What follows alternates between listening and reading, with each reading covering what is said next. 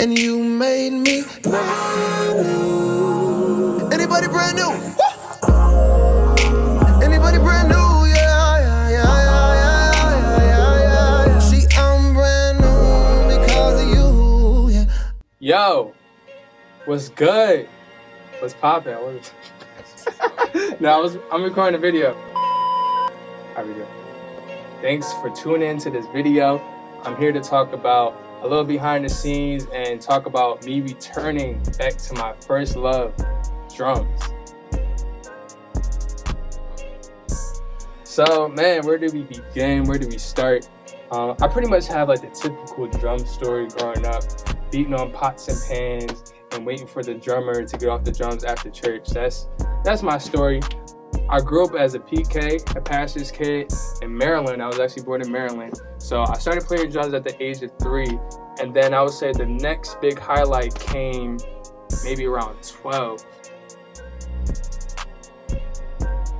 I remember I had visited the church and they didn't have a drummer. They told me to hop on drums and the pastor gave me $20. I was like, I can get paid for doing this? Like, okay, say less. So that was only one Sunday. Then he called me back. He was like, we're looking for a full-time drummer. He'll be making $50 a week. I'm like, wow. I was maybe like a teenager at that time, like 12 or 13.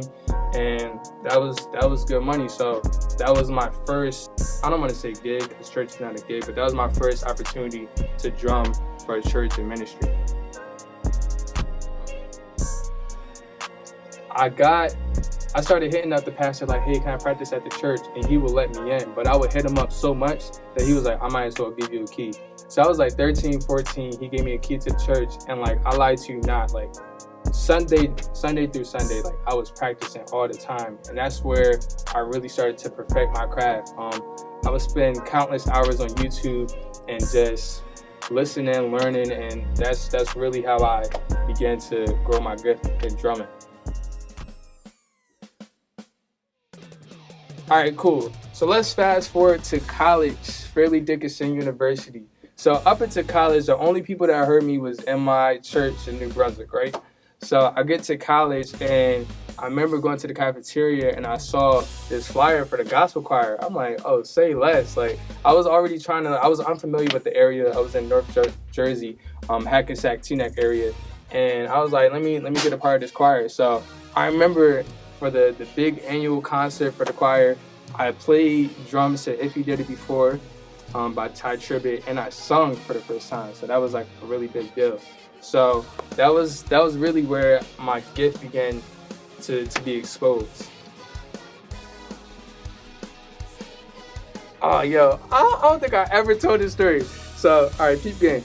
So I was chilling at the crib playing I was playing Madden or something like that. And I'm still a big Ty Tribbett fan. Favorite artist of all time. Go, period. So I was playing the game and a Twitter alert came to my phone and he was like, yo, I'm looking for an alternate drummer at my Bible study. Pull up. So he dropped the address and of course, mad people hitting him up like, yo, I'm trying to, drum, what's up? I can't make it this week. But I was the only drummer to come. And this was January 2013. I think it was the day before my birthday. And it was like the best birthday gift ever. I remember after the Bible study, I played a little bit and he was like, yeah, like you good to play. He was like, take my number down. I was like, what? I was, T Tribbett?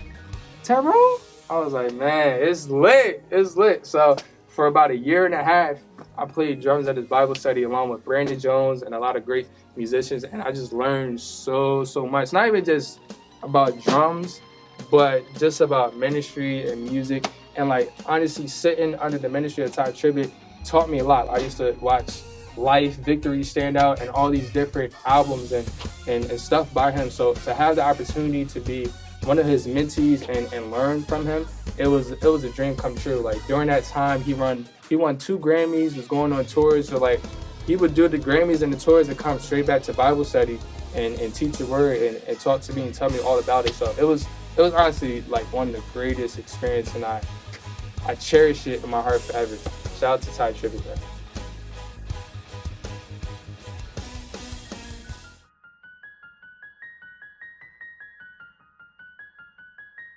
All right, so post-grad, I came across this ministry called A-Life. A-Life Records, shout out to Sean and Mary, Bishop C. Wright, and Mary C. Wright, and shout out to my boy Josh Lewis. He put me on. I was actually playing at Rhema Worship Center. That was the church I played at while I was in college. And he was like, yo, why would you come to A-Life? And I was just like, I think I had rehearsal the same night, so it didn't work out. So anyways, I went. And long story short, the whole year, I wasn't a drummer. I would play the SBD pad, the drum pad. And my boy Ronnie was the main drummer. Shout out to Ronnie.